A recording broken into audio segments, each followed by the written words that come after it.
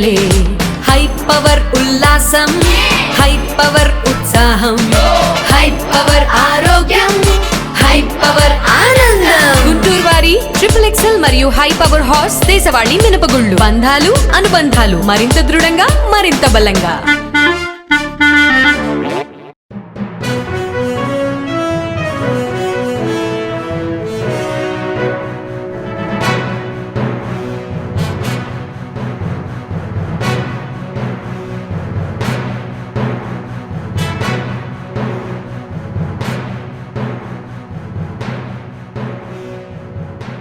నమస్కారం. Next TG news కి స్వాగతం. ముందుగా ముఖ్యాంశాలు.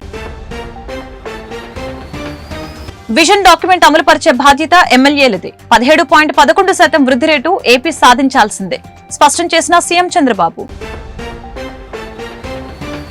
ఉపాధి హామీ పనుల్లో అవినీతి 250 కోట్లను దోచుకున్న వైసీపీ. విచారణ సాగుతుందన్న డిప్యూటీ సీఎం పవన్ కళ్యాణ్. సజావుగా 10వ తరగతి పరీక్షలు. దురుసుగా ప్రవర్తించిన ఉద్యోగి విధుల నుంచి తొలగింపు ప్రకటించిన గుంటూరు డీఈఓ రేణుక. కూటమి ప్రభుత్వంపై నిరసన, ఇళ్ల స్థలాలపై ఆందోళన. మరొక భూ ఉద్యమం తప్పదన్న సిపిఐ. 2047 నాటికి భారతదేశం $30 ట్రిలియన్ జీడీపీకి చేరాలని ఏపీ సీఎం చంద్రబాబు ఆకాంక్షించారు. శాసనసభలో స్వర్ణాంధ్ర విజన్ 2047 డాక్యుమెంట్ పై లఘు చర్చ సందర్భంగా ఆయన మాట్లాడారు. నియోజకవర్గ విజన్ డాక్యుమెంట్ అమలు పరిచే బాధ్యత ఎమ్మెల్యేలదేనని స్పష్టం చేశారు. దాని అమలుకి ఎమ్మెల్యేలకు పూర్తి సహకరిస్తామని చెప్పారు. 2047 కల్లా రాష్ట్ర తలసరి ఆదాయం 55 లక్షలు సాధించేలా విజన్ డాక్యుమెంట్ రూపొందించామని చెప్పారు. అప్పటికల్లా 2.4 ట్రిలియన్ల ఆర్థిక వ్యవస్థకు ఏపీ చేరాలి. ప్రస్తుత ఆర్థిక సంవత్సరంలో 17.11% మేర వృద్ధి రేటు సాధించేలా లక్ష్యం పెట్టుకున్నాం. వికసిత్ భారత్ 2047ని ప్రధాని మోదీ అమలు చేస్తున్నారు. ధ్వంసమైన రాష్ట్రాన్ని మళ్లీ ట్రాక్ లో పెట్టగలిగామని వివరించారు. ముఖ్యమైన సబ్జెక్టు అది కూడా స్వర్ణాంధ్ర విజన్ 2047. దీనిపైన సభ్యులకి ఇప్పటికే చాలాసార్లు చర్చ కూడా జరిగింది. కానీ ఈరోజు మనమందరం కూడా దీన్ని క్లారిటీగా మళ్ళీ అమలు చేయడానికి ఏప్రిల్ 1 నుంచి నూతన సంవత్సరం వస్తుంది. ఏదో రాష్ట్రంలో స్వర్ణాంధ్ర విజన్ కాకుండా దీన్ని లాస్ట్ మైల్లో ప్రతి ఒక్క వ్యక్తికి తీసుకుపోవడానికి మనం ప్రయత్నం చేస్తున్నాం. విజన్ అంటే కొంతమందికి కాదు, సమిష్టిగా ఎవరైతే చివరున్న వ్యక్తిని కూడా భాగస్వాములు చేయాల్సిన అవసరం ఉంది. ఇది మనం 10వ నెల 9 నెలలు అయినాయి. ఆ రోజు ఎన్నికల్లో ఒక హామీ ఇచ్చాం. నేను కానీ, జనసేన అధినేత పవన్ కళ్యాణ్ గారు కానీ, అదే మరి నరేంద్ర మోడీ గారు బీజేపీ ఈరోజు దేశంలో ప్రధానమంత్రి అయిన నరేంద్ర మోడీ గారు కానీ మళ్ళీ రాష్ట్రాన్ని పునర్నిర్మాణం చేస్తామని ఒక హామీ ఇచ్చి ప్రజల్లో కూడా ఒక చైతన్యం తీసుకొచ్చాం. ఆ చైతన్య ఫలితం మీరు చూస్తే చరిత్రలో ఎప్పుడూ రానటువంటి రిజల్ట్స్ 93% హిట్ రేట్ వచ్చిందంటే అది ప్రజల ఆమోదం. ప్రజల్లో ఒక హై ఎక్స్పెక్టేషన్స్ కూడా పెట్టుకొని మనల్ని ఆశీర్వదించారు. 9 నెలల్లో అనేక సంక్షేమ కార్యక్రమాలకు నాంది పలికాం. అభివృద్ధి కార్యక్రమాలకు కూడా మళ్ళీ ట్రాక్ తప్పిన అభివృద్ధిని ట్రాక్లో పెట్టే పరిస్థితికి వచ్చాం. ఇవి రెండు జరగాలంటే ఒక సుపరిపాలన కావాలి, గుడ్ గవర్నెన్స్ కావాలి. అలాంటి గుడ్ గవర్నెన్స్ ప్రాక్టీస్ అన్ని తీసుకొని మనం ముందుకు పోతున్నాం. అయితే ఇవన్నీ చేయడం ఒక ఎత్తు అయితే మనం అందరం ఆలోచించాల్సింది, ఒక నాయకుడికి ఈరోజు ఆలోచించి రేపు ఆలోచించడం కాదు, ఒక దూరదృష్టితో కూడా ఆలోచిస్తే తద్వారా రాబోయే రోజుల్లో ఒక ప్రణాళిక తయారు చేసుకొని మనం ముందుకు పోయే పరిస్థితి వస్తుంది. దగ్గర లేట్ 90s ఆ రోజుట్లో హైదరాబాద్ సమైక్య ఆంధ్రప్రదేశ్కి విజన్ 2020 తీసుకొచ్చాం. ఆ రోజు నేను అసెంబ్లీలో పెట్టినప్పుడు చాలామంది కూడా విమర్శించే పరిస్థితికి వచ్చారు. అయితే ఈరోజు ప్రధానమంత్రి, అది ఈరోజు మీరు హైదరాబాద్ని చూస్తే ఆ రోజు నేను చెప్పిన దానికంటే ఇంకా ఎక్కువ జరిగింది. ఈరోజు దేశంలో హైయెస్ట్ పర్ క్యాపిటా ఇన్కమ్ ఉండే రాష్ట్రం ఏదంటే దానికి చిరునామాగా తెలంగాణ ఉండే పరిస్థితి వచ్చిందంటే ఆ రోజు చూపించిన విజన్ అని చెప్పి కూడా నేను మీ ద్వారా ప్రజలందరికీ తెలియజేస్తున్నా. వైసీపీ హయాంలో ఉపాధి హామీ పనుల్లో అవినీతిని గుర్తించామని AP deputy CM Pawan Kalyan తెలిపారు. మొత్తం 250 కోట్ల అవినీతి జరిగినట్లు అధికారులు తమ దృష్టికి తెచ్చారన్న పవన్ దానిపై విచారణ సాగుతుందని అన్నారు. ఉపాధి హామీ కూలీలకు వేతనాల పెంపు అంశం కేంద్రం పరిధిలో ఉంటుందని అసెంబ్లీలో పవన్ ప్రకటించారు. కూటమి ప్రభుత్వం అవినీతి పరులపై కఠిన చర్యలు తీసుకుంటుందని తెలిపారు. ఉపాధి హామీ పథకం అవినీతిని గురించి నివారించిన ప్రభుత్వం తీసుకున్న చర్యలు వీటికి సంబంధించి ప్రశ్న ఏక్ సార్. ఉపాధి హామీ పథకంలో మన నారా చంద్రబాబు గారి నాయకత్వంలో గౌరవ ముఖ్యమంత్రి వారి ఆధ్వర్యంలో మేము ఎన్డీఏ ప్రభుత్వం ఏర్పాటు చేసినప్పటి నుంచి ప్రత్యేకించి ఈ జాతీయ ఉపాధి హామీ పథకంలో చాలా అవినీతి జరిగింది అనేది గత సంవత్సరాలుగా విన్నాం అధ్యక్ష. రాగానే దాని మీద చాలా కూలంకషంగా రివ్యూస్ చేసాం. రివ్యూస్ చేసినప్పుడు ఖచ్చితంగా చాలా అవినీతి అయితే ఉంది. దానికి సంబంధించి మేము తీసుకున్న ఉన్న చర్యలు ఏంటి ఆకస్మిక తనిఖీలు అధ్యక్ష. ఒకటి నిఘా సామాజిక తనిఖీ మరియు క్వాలిటీ కంట్రోల్ విభాగాలు నకిలీ మస్తరు జాబితా తప్పుడు చర్యలను గుర్తించడానికి ఆకస్మిక తనిఖీలు నిర్వహిస్తాయి. అలాగే క్వాలిటీ కంట్రోల్ తనిఖీ ఉంటుంది. ఇది రెండవది.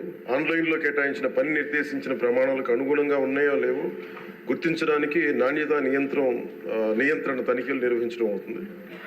ఇవి కాకుండా రాష్ట్ర స్థాయి ఫ్లయింగ్ స్క్వాడ్ ఉంటుంది. రాష్ట్ర స్థాయిలో ఆకస్మిక తనిఖీలు ఫ్లయింగ్ స్క్వాడ్లు క్షేత్రస్థాయిలో మస్తరు జాబితాలు ఈ మెజర్మెంట్స్ నిబంధనల ప్రకారం జరుగుతున్నాయో లేవో అని తనిఖీ చేయడం అవుతుంది. మరి ఎవరైనా సరే వ్యక్తులు తప్పు చేసినట్లయితే ఎస్ఆర్డిఎస్ క్రమశిక్షణ నియమావళి ప్రకారమే తక్షణ చర్యలు తీసుకోవడం అవుతుంది. రెండో ప్రశ్నకి అధ్యక్ష, అసలు కర్నూలు జిల్లాలో ఉపాధి హామీ పథకం దుర్వినియోగం సంబంధించింది. కర్నూలు జిల్లాలో ఉపాధి హామీ పథకంలో దుర్వినియోగానికి సంబంధించి ఒక నిర్దిష్టమైన ఫిర్యాదు అనేది విచారణ నిర్వహించడం అయినది. బాధ్యులుగా సంబంధిత ఫీల్డ్ అసిస్టెంట్ దగ్గర నుంచి దాదాపు 39,329.37 మొత్తాన్ని దుర్వినియోగం చేసినట్టు నిర్ధారణ అయింది. వారిని విధుల నుండి సస్పెండ్ చేయడం అధ్యక్ష. అదనంగా విభాగం యొక్క సామాజిక తనిఖీ బృందం 25 మండలాలకు గాను 16 మండలాల అక్రమాలను గుర్తించింది. ఇందులో వివిధ కేడర్లో 520 మంది వ్యక్తులు ప్రమేయం ఉన్నట్టుగా గుర్తించారు. మొత్తం నిధుల దుర్వినియోగం 74,57,280 అధ్యక్ష. రెండో ప్రశ్నకి ఇది. అలాగే మూడో ప్రశ్నకి అవినీతికి పాల్పడిన 520 మంది వ్యక్తుల్లో 31 మంది ఫీల్డ్ అసిస్టెంట్లు, సీనియర్, అలాగే 12 మంది ఫిక్స్డ్ టెన్యూర్ ఉద్యోగులను కూడా సస్పెన్షన్లో ఉంచడం అయింది. 275 మందిపై క్రమశిక్షణా చర్యలు పూర్తయ్యాయి. మిగిలిన వ్యక్తులపై వ్యక్తిగత విచారణలు మరియు ఇతర విధానాల ద్వారా చర్యలు కొనసాగుతూ ఉన్నాయి. పోలవరం కోసం 2014 నుంచి ఇప్పటి వరకు 19,396 కోట్లు ఖర్చు చేసినట్లు జలవనరుల శాఖ మంత్రి నిమ్మల రామానాయుడు తెలిపారు. శాసన మండలిలో సభ్యులు అడిగిన ప్రశ్నలకు ఆయన సమాధానమిచ్చారు. పోలవరం కోసం కేంద్రం 17,860 కోట్లు చెల్లించింది. ప్రాజెక్టుల వలన 96,660 కుటుంబాలు ముంపునికి గురవుతున్నాయి. నిర్వాసితులకి తొలి దశలో 1,203 కోట్లు అందించాం. ఇంకా 18,266 కుటుంబాలకి 1,340 కోట్లు చెల్లించాలి.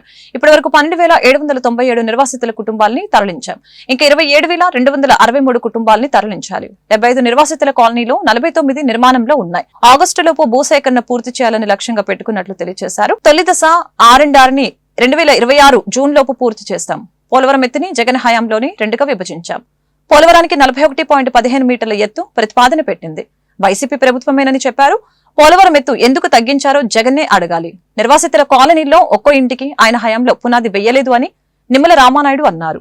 కేబినెట్ లో ఎందుకు ఇవాళ రాష్ట్ర ప్రభుత్వం దీన్ని ఆమోదించింది, ఈ ప్రభుత్వం ఎందుకు అంగీకరించిందని అడుగుతున్నారు. అడగవలసింది గత ముఖ్యమంత్రిని, గత ప్రభుత్వాన్ని. ఎందుకంటే ఆ రోజు 41.15 మీటర్స్ ప్రతిపాదించింది మీరే, దానికి నిధులిమ్మని కోరింది మీరే. మళ్ళీ ఈ రోజు ఎందుకు అంగీకరించారని మాట్లాడుతూ ఉన్నారని అంటే పదే అబద్దాలు చెప్పేటువంటి పరిస్థితి. దాదాపు 373 విలేజ్లకు గాను 24 గ్రామాలు మాత్రమే షిఫ్ట్ చేసినట్టు నేషనల్ ఎస్టీ కమిషన్ రికార్డు అధ్యక్ష. అది 2019 చంద్రబాబు నాయుడు గారి హయాంలో పూర్తయినటువంటి కాలనీలు తప్ప ఒక్క కాలనీలో ఒక్క ఇల్లు కూడా కనీసం పునాది కూడా ఇటుక ముక్క పేర్చలేనిటువంటి వాళ్ళు కూడా ఈరోజు కాలనీల గురించి మాట్లాడితే ఎట్లా అధ్యక్ష?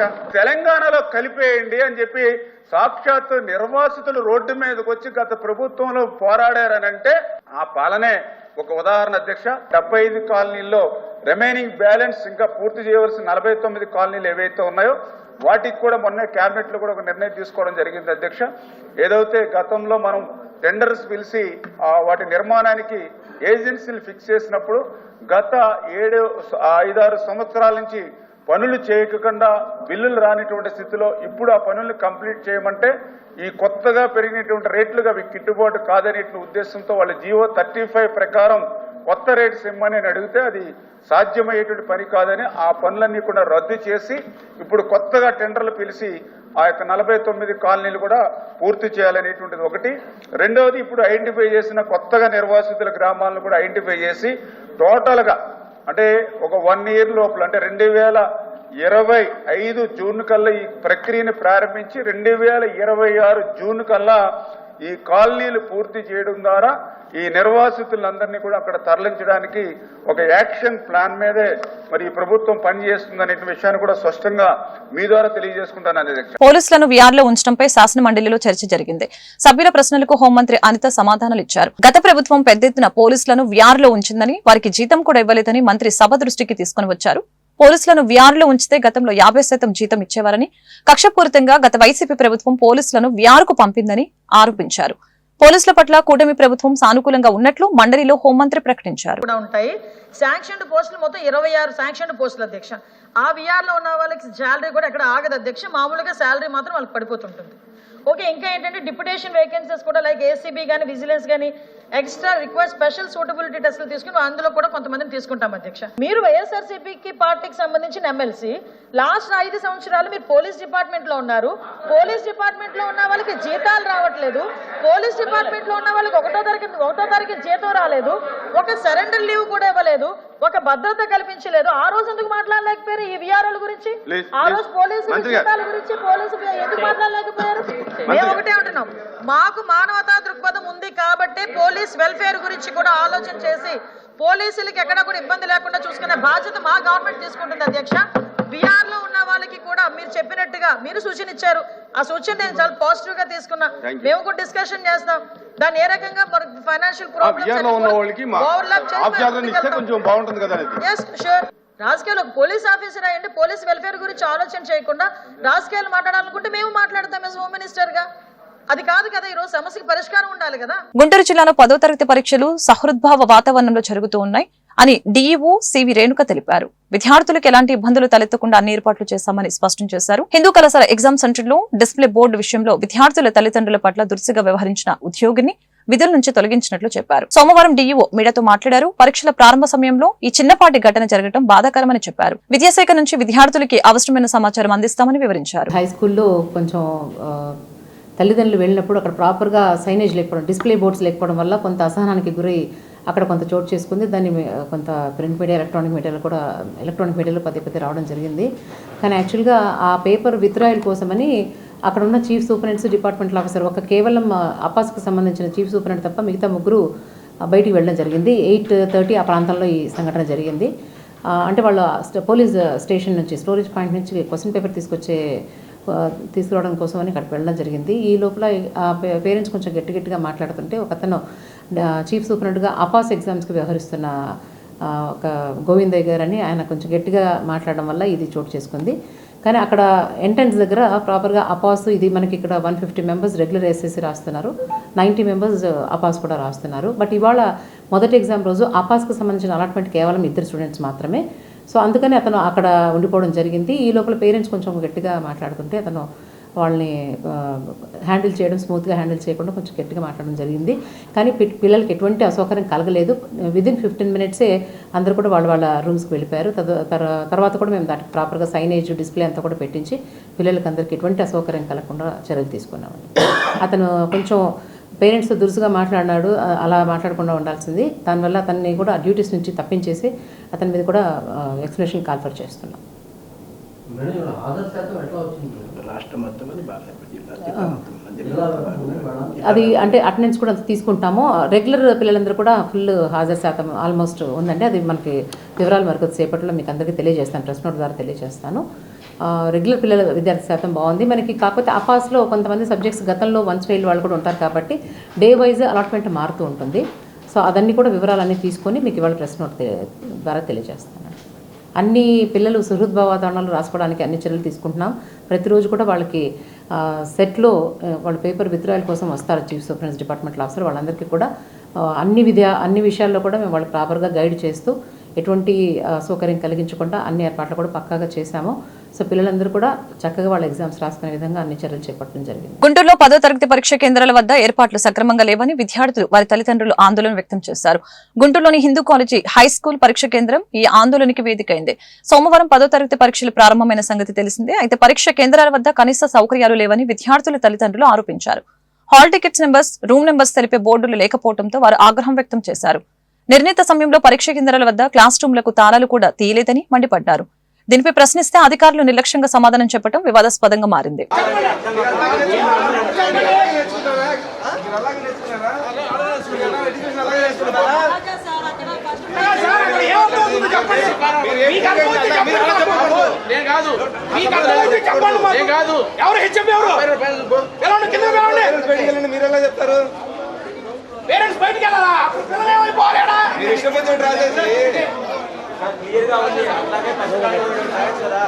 అది ఒక కోడ్ నెంబర్ కూడా పెట్టారండి బయట. పెద్ద బ్యానర్ పెట్టాలి కదా, ఎవరికి అర్థమైంది తెలియదు చెప్పండి. ఎక్కడ పెట్టారు? ఫండ్స్ వాళ్ళ దగ్గర ఒక బ్యానర్ రాసి పెట్టచ్చు బయట. ఎన్నికల హామీ మేరకు కూటమి ప్రభుత్వం అర్హత ఉన్న ప్రతి ఒక్కరికి ఇళ్ల స్థలాలు మంజూరు చేయాలని సిపిఐ జిల్లా కార్యదర్శి జంగల అజయ్ కుమార్, నగర కార్యదర్శి కోట మాల్యాద్రి డిమాండ్ చేశారు. అలాగే ఇంటి నిర్మాణం నిమిత్తం 5 లక్షలు ఇవ్వాలని చెప్పారు. లేని పక్షంలో ప్రభుత్వ స్థలాలను ఆక్రమించుకుంటామని హెచ్చరించారు. పేదోడి సొంతింటి కల సాకారం చేయాలని కోరుతూ సిపిఐ ఆధ్వర్యంలో సోమవారం గుంటూరు కార్పొరేషన్ కార్యాలయం వద్ద ధర్నా కార్యక్రమం నిర్వహించారు. ఈ మేరకు వారు మీడియాతో మాట్లాడారు.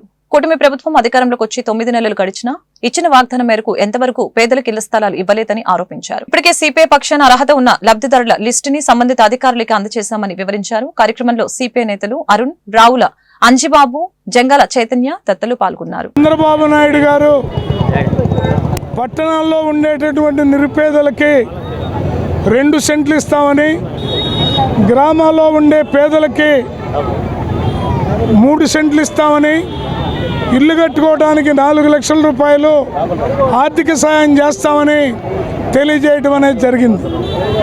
ఆ వాగ్దానాన్ని అమలు చేయాలని సిపిఐ ఆధ్వర్యంలో గత 2 నెలలుగా స్థానిక సచివాలయాల్లో, తాలూకా కార్యాలయాల్లో అర్జీలు ఇచ్చేటటువంటి కార్యక్రమాన్ని చేస్తూ ఉన్నాం. అందులో భాగంగానే ఈ రోజున మున్సిపల్ కమిషనర్ కార్యాలయం దగ్గరికి గుంటూరులో రావడం అనేది జరిగింది. ప్రభుత్వం ప్రత్యేకమైనటువంటి దృష్టి పెట్టి నిరుపేదలు నిలవ నీడ లేకుండా అల్లాడిపోతున్నారనేటటువంటి బలమైనటువంటి భావానికి ఈ ప్రభుత్వం వచ్చి తక్షణమే నెరవేర్చాలని సిపిఐగా చేస్తూ ఉన్నాం. కమిషనర్ గారికి నిన్న ఈ 2 నెలల నుంచి రాసిన అర్జీలన్నీ కూడా ఇవ్వడానికి రావడం జరిగింది. ఇప్పటికే మరి 2 నెలల నుంచి కూడా వివిధ సచివాలయాల్లో, వార్డు సచివాలయాల్లో కూడా అప్లికేషన్లు ఇవ్వడం జరిగింది. మరి గత ప్రభుత్వం మరి సెంటు స్థలంలో మరి 1,80,000 అంటాం. ఆ టైంలోనే మరి సిపిఐగా 2 సెంట్లు ఇవ్వాలని, 5 లక్షలు మరి నిర్మాణానికి ఇవ్వాలని కూడా ఆందోళన నిర్వహించాం. అనంతరం ఎన్నికలు రావటం, ఎన్నికల్లో కూటమి ప్రభుత్వం హామీ మరి 2 సెంట్లు ఇస్తామని, అట్లాగే 4 లక్షలు ఇస్తామని చెప్పి హామీ ఇచ్చారు. మరి అధికారంలోకి వచ్చి మరి 9 నెలలు అయినప్పుడు కూడా దాని మీద మరి ఇప్పటికి కూడా స్పష్టత లేకుండా ముందుకు రాని పరిస్థితులు సిపిఐగా మరి ఈ 2 సెంట్లు ఇవ్వాలని, 5 లక్షల రూపాయలతోటి గుంటూరు నగరంలో మరి అందరినీ కూడా పేదలకి మరి అర్హులుగా చేయాలని కోరుతూ ఈ కార్యక్రమాన్ని నిర్వహిస్తూ ఉన్నాం. ఇప్పటికైనా ప్రభుత్వం వెంటనే ఇప్పటికే దాకా ఇచ్చిన అన్ని ఏదైతే ఉన్నటువంటి వినతి పత్రాలన్నీ కూడా మమ్మల్ని అర్హులుగా చేయమని ఇవ్వడం జరిగింది. అవన్నీ కూడా అర్హులుగా మరి ఎంక్వైరీ చేయాలని సిపిఐగా కోరుతా ఉన్నాం. లేని పక్షంలో సిపిఐగా ఆందోళనని మరి కొనసాగిస్తామని కూడా తెలియజేస్తా ఉన్నాం. ఆంధ్ర రాష్ట్ర వ్యాప్తంగా అర్హులైన పేదలందరినీ కూడా గుర్తించి ఇల్లు లేని నిరుపేదలకి ఇళ్ల స్థలాలు ఇవ్వాలని చెప్పేసి భారత కమ్యూనిస్టు పార్టీ ఆధ్వర్యంలో రాష్ట్ర వ్యాప్తంగా కూడా మరొక్క మారు సిపిఐ భూ పోరాటాలకు పిలుపునివ్వడం జరిగింది.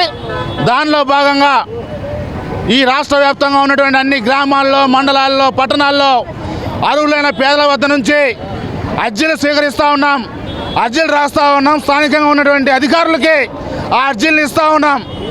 మీరు వారిలో ఉన్నటువంటి అర్హులైన పేదల్ని గుర్తించి వాళ్ళకి మీరు ఇచ్చిన హామీ ప్రకారం 2 సెంట్ల భూమి పట్టణాల్లో, 3 సెంట్ల భూమిని గ్రామాల్లో ఇవ్వాలని చెప్పేసి, అదేవిధంగా ఇంటి నిర్మాణానికి మీరు ఏదైతే ఇస్తానారో 4 లక్షల రూపాయలు, దానికి మరొక 1 లక్ష కలుపుకొని 5 లక్షలు ఇవ్వాలని చెప్పి సిపిఐగా డిమాండ్ చేస్తూ ఉన్నాం.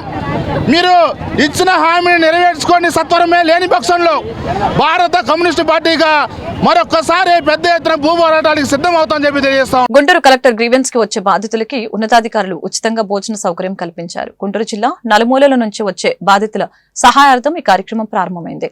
బాధితుల ఆకలి బాధను తీర్చేందుకు అధికారులు ఉచిత భోజన కార్యక్రమానికి శ్రీకారం చుట్టారు. ఇక నుంచి ప్రతి సోమవారం కలెక్టర్ గ్రీవెన్స్ కి వచ్చే బాధితులకి భోజనం అందించనున్నారు. రాష్ట్ర ప్రభుత్వం తీసుకున్న ఈ నిర్ణయంపై బాధితులు సంతోషం వ్యక్తం చేస్తున్నారు.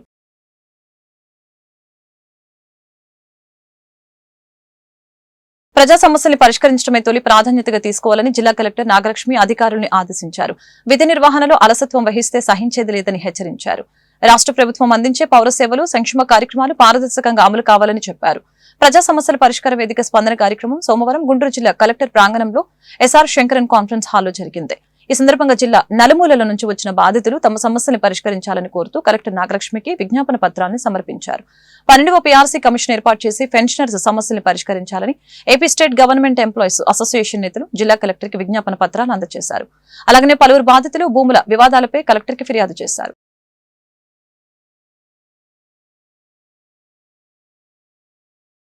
జయప్రకాష్ అండి, మాది గుంటూరు ఈస్ట్ అండి. ఇప్పుడు బ్రిటిష్ దగ్గర నుంచి మా తాతలకి పొలం ఇచ్చారండి. ఇది గుంటూరు ఈస్ట్లోనండి, బైపాస్ లోపల 6 ఎకరాల 80 సెంట్ అండి. ఇది 12 మంది ఉన్నారు. ఎస్సీలు మేము ఉన్నామండి. సర్వే నెంబర్ 710 అండి. దానిలో 6 ఎకరాల 80 సెంట్ అంటే తలా 10 సెంట్, 30 సెంట్, 50 సెంట్ అలా ఇచ్చారండి బ్రిటిష్ దగ్గర నుంచి. 1982 వరకు మేము సిస్సులు కట్టామండి. 1982లో రామారావు గారు సీఎం అయిన తర్వాత సిస్సులు కట్టొద్దు అన్నారు. కట్టకుండా అప్పటి నుంచి ఆపేసామండి. అప్పటి నుంచి అది మేమే చేసుకుంటున్నాం, వ్యవసాయం చేసుకుంటున్నాం. 12 కుటుంబాలు ఉన్నాయి దానిలో. అన్ఎక్స్పెక్టెడ్గా దాన్ని ముస్లిమ్స్కి ఇచ్చామని ఒకసారి, ఎస్టీబీకి ఇచ్చామని ఒకసారి మమ్మల్ని కొద్దిగా ఈ మధ్య అరెస్ట్ చేస్తున్నారండి. వ్యవసాయ భూమిని మున్సిపాలిటీ పర్మిషన్ ఇచ్చిందని చెప్పేసి ముస్లిమ్స్ వచ్చి అరెస్ట్ చేస్తున్నారండి. దానిలో మేము ఎప్పటి నుంచో ఉన్నాం. దానిలో బోర్డు పెడతారు, కొద్దిసేపు ఎలా చేసింది అంటారు. మేమేమో అప్పుడు యాక్షన్ తీసుకొస్తేనేమో అప్పుడున్న మినిస్టర్ 2017లో ఒకసారి వస్తే అప్పుడు చెప్పాము. అప్పుడు మున్సిపల్ మినిస్టర్ గారు సేమ్ నారాయణ గారితోనే కలిసాము. అప్పుడు కలెక్టర్ గారికి అర్జీ ఇచ్చాము, మున్సిపల్ కమిషనర్కి ఇచ్చాము, ఎంఆర్ఓ గారికి ఇచ్చాము, మళ్ళీ మొన్న ఇచ్చాము. అయినా మళ్ళీ సేమ్ ప్రాబ్లం అవుతుంది. ఇప్పుడు ఏం అడిగారు కలెక్టర్ గారిని అడుగుతున్నామండి. మేము ఎప్పటి నుంచో చేసుకున్నాం, మా పట్టాలు ఇప్పించండి. చాలా కుటుంబాలు పూర్ ఫ్యామిలీస్ ఉన్నాయి మాలో. శాంతి భద్రతల పరిరక్షణ విషయంలో రాజీ పడవద్దని గుంటూరు జిల్లా ఎస్పీ సతీష్ కుమార్ పోలీసు అధికారులకి సూచించారు. పోలీస్ స్టేషన్ కు వచ్చే బాధితులకి సత్వరమే న్యాయం అందించే చర్యలు తీసుకోవాలని అన్నారు. ప్రజా సమస్యల పరిష్కార వేదిక స్పందన కార్యక్రమం జిల్లా ఎస్పీ కార్యాలయంలో సోమవారం జరిగింది. ఈ సందర్భంగా గుంటూరు జిల్లా నలుమూలల నుంచి వచ్చిన బాధితులు తమ సమస్యల్ని పరిష్కరించాలని కోరుతూ ఎస్పీ సతీష్ కుమార్ కి విజ్ఞాపన పత్రాలు అందజేశారు. ఆయా సమస్యల్ని నిర్దేశిత సమయంలోనే పరిష్కరించాలని సంబంధిత అధికారుల్ని ఎస్పీ ఆదేశించారు. ఆర్థికపరమైన లావాదేవీలు, రియల్ ఎస్టేట్ మోసాలు, వైద్యం పేరుతో దోపిడీకి గురైన బాధితులు తమ గోడిని మీడియా ఎదుట వెళ్లబోశారు. నేను వంశీ వాళ్ళ నాన్న, దార్ల జోజీ నా పేరు. ఎన్ఐఆర్ హాస్పిటల్లో తీసుకెళ్తే వాళ్ళు చాలా దౌర్జన్యంగా మా అబ్బాయికి ఆపరేషన్ చేసి స్క్రూ చెట్టు కాకుండా చేసిన తర్వాత 1 వారం తర్వాత అడిగితే మళ్ళీ 15 రోజుల తర్వాత రండి అన్నారు. అది తీసుకెళ్తే మళ్ళీ ఇది లాభం లేదు అని చెప్పి మళ్ళీ పంపించారు. అక్కడ కాదని చెప్పి మేము గుంటూరు శ్రావణ హాస్పిటల్కి వచ్చాము. వస్తే అక్కడ స్క్రూ తీసి చేశాడు. అక్కడ 3-4 లక్షలు అయిన డబ్బులు. ఇప్పుడు మనం తీసుకెళ్తే మళ్ళీ కాదు హైదరాబాద్ రాజస్థాన్ తీసుకెళ్ళమంటున్నాడు. అది పరిస్థితి మనకి ఎస్పీ గారి కాడికి వచ్చాము, ఎస్పీ గారిని కలుద్దామని వచ్చాం సార్ అని వచ్చాం. ఏం కావాలి? అది మాకు అబ్బాయి జరిగిన నష్టానికి మరి ఏదో ఒకటి చేయాలి. ఏం జరిగిందంటే క్రికెట్ ఆడుతుంటే మా చెప్ప కొట్టుకుందండి. ఫస్ట్ అతను ఆడుకుంటుంటే మా చెప్ప తగిలి, క్రికెట్ ఆడుతుంటే మా చెప్ప దెబ్బ తగిలింది. చూపించడం కోసం ఎన్ఆర్ఐ హాస్పిటల్కి వెళ్ళారు. ఎన్ఆర్ఐ హాస్పిటల్ ఇదేముందండి సింపులేలే, మనం సర్జరీ చేద్దాం అన్నారు. చేద్దామంటే నమ్మి వీళ్ళు ఏంటంటే అక్కడ ఎన్ఆర్ఐ హాస్పిటల్ చేర్చారు. అదేదో ఇన్ఫెక్ట్ అయ్యి లోన పెద్ద స్క్రూస్ వేశారంట, 3 అంగుళాలు. అంటే ఇక్కడ తీసాక చెప్పారు, దానివల్ల ఇన్ఫెక్ట్ అయింది. అడిగాము ఏందమ్మా ఇట్లా ఇన్ఫెక్ట్ అయింది కదా అంటే అది జరుగుతుంటాయండి, ఏముందో తగ్గిద్ది అన్నారు, కానీ మరి తగ్గలేదు. మళ్ళీ అది శ్రావణి హాస్పిటల్ తీసుకొచ్చి ఇక్కడ ప్రైవేట్ హాస్పిటల్లో కూడా 4 లక్షలు ఖర్చు పెట్టాం, దానికి ప్రయోజనం లేదు. వాళ్ళు హైదరాబాద్ తీసుకెళ్ళినారు. దాని మీద కంప్లైంట్ ఇచ్చి విషయం చేయమని చెప్పి అడుగుతున్నాం. రేషన్ ఆరోగ్యశ్రీ లేదా ఇలాగే ఉందండి, పెట్టాము, అప్లై చేసాము. ఇక్కడ శ్రావణ హాస్పిటల్ అలో చేయమండి, ఆల్రెడీ అక్కడ ఉపయోగించారు కదా, ఇక్కడ కుదరదు, డబ్బులు పెట్టుకుంటేనే చూస్తాం. ఎన్ఆర్ఐలు ఆరోగ్యశ్రీ ద్వారా ఇచ్చాం, ఆరోగ్యశ్రీ ద్వారా ఇచ్చాం. మెడిసిన్స్ అవి మేమే కొనుక్కొచ్చుకోం. ఏం క్యూర్ కాలేదు సార్, ఇప్పుడు హైదరాబాద్ తీసుకెళ్ళమని వాళ్ళు చెప్పారు. అతను ఇప్పుడు 5-6 లక్షల రూపాయలు ఇల్లు తాకట్టు పెట్టి డబ్బులు తెచ్చాడు. ఆ అబ్బాయి లేచి తిరగాలంటే 25-30 లక్షలు అయిద్దని చెప్తున్నారు. ఫిరంగిపురం మండలం 113 తాళ్లూరు గ్రామంలో శ్రీ రుక్మిణి సత్యభామ సమేత శ్రీ వేణుగోపాల స్వామి వారి ఆలయంలో నూతన ధ్వజస్తంభ ప్రతిష్టాపన కార్యక్రమం సోమవారం ఘనంగా జరిగింది. ఈ సందర్భంగా జరిగిన ప్రత్యేక పూజ కార్యక్రమంలో Andhra Pradesh industrial development corporation chairman Degala Prabhakar దంపతులు పాల్గొన్నారు. వేద పండితుల మంత్రోత్సరణ నడుమ ధ్వజస్తంభాన్ని ప్రతిష్ఠింపచేశారు. తొలుత ఈ కార్యక్రమంలో పాల్గొన్న డేగల ప్రభాకర్ దంపతులు పూర్ణ కుంభంతో ఆలయ కమిటీ సభ్యులు ఘన స్వాగతం పలికారు. సుమారు 200 సంవత్సరాల చరిత్ర కలిగిన ఆలయ పునర్నిర్మాణానికి ధ్వజస్తంభం ఏర్పాటుకి డేగల ప్రభాకర్ సహకారం అందించారు. కార్యక్రమంలో అర్చకులు బి ప్రసన్నమూర్తి, వేద పండితులు బి పవన్ కుమార్, దేవాదాయ శాఖ అధికారి జక్కా శ్రీనివాసరావు, 113 గ్రామస్తులు, భక్తులు పాల్గొన్నారు.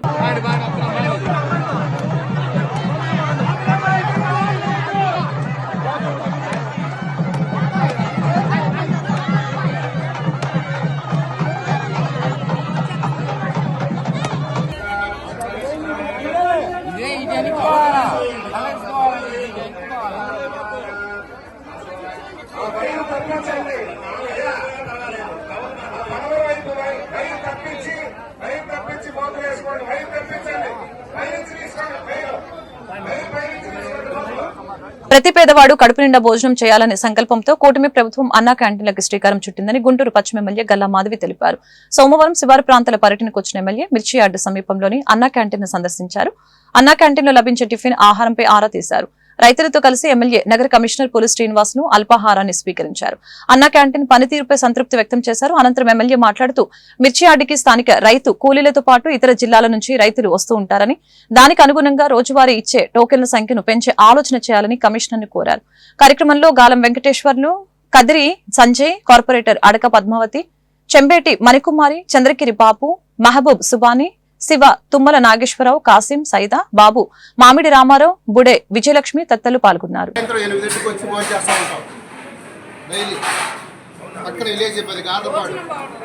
భోజనం సూపర్ బాగుంటుంది. మేము యాడ్కి వచ్చామండి ఈరోజు.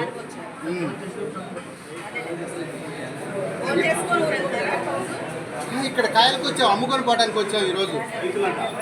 రైతులు అక్కడ కూడా తింటాం. పని పోయి వచ్చేసి 5 రూపాయల భోజనం కదా, ఆరోగ్యం తక్కువగా ఉన్న వాళ్ళకి మోయినంగా సరిపోతుంది భోజనం. ఎక్కువగా ఓవర్గా తినే వాళ్ళకి మనం చెప్పలేం దాని విషయం. అది మాత్రం సూపర్గా సరిపోతుంది. రెండు చెంచాలు వేస్తారు, 2 గంటలు బాగుంటుంది. సాధ్యం 5 రూపాయల టోకెన్ మనకి సరిపోతుంది. వార్తలు ముగించే ముందు ముఖ్యాంశాలు మరొకసారి. విజన్ డాక్యుమెంట్ అమలు పరిచే బాధ్యత ఎమ్మెల్యేలదే. 17.11% వృద్ధి రేటు ఏపీ సాధించాల్సిందే స్పష్టం చేసిన సీఎం చంద్రబాబు. ఉపాధి హామీ పనుల్లో అవినీతి, 250 కోట్లను దోచుకున్న వైసీపీ, విచారణ సాగుతుందన్న డిప్యూటీ సీఎం పవన్ కళ్యాణ్. సజావుగా 10వ తరగతి పరీక్షలు, దురుసుగా ప్రవర్తించిన ఉద్యోగి విధుల నుంచి తొలగింపు ప్రకటించిన గుంటూరు డీఈఓ రేణుక. కూటమి ప్రభుత్వంపై నిరసన, ఇళ్ల స్థలాలపై ఆందోళన, మరొక భూ ఉద్యమం తప్పదన్న సిపిఐ. ఈ వార్తలు ఇంతటితో సమాప్తం. మరొక బులెటిన్లో మళ్ళీ కలుద్దాం. నమస్కారం.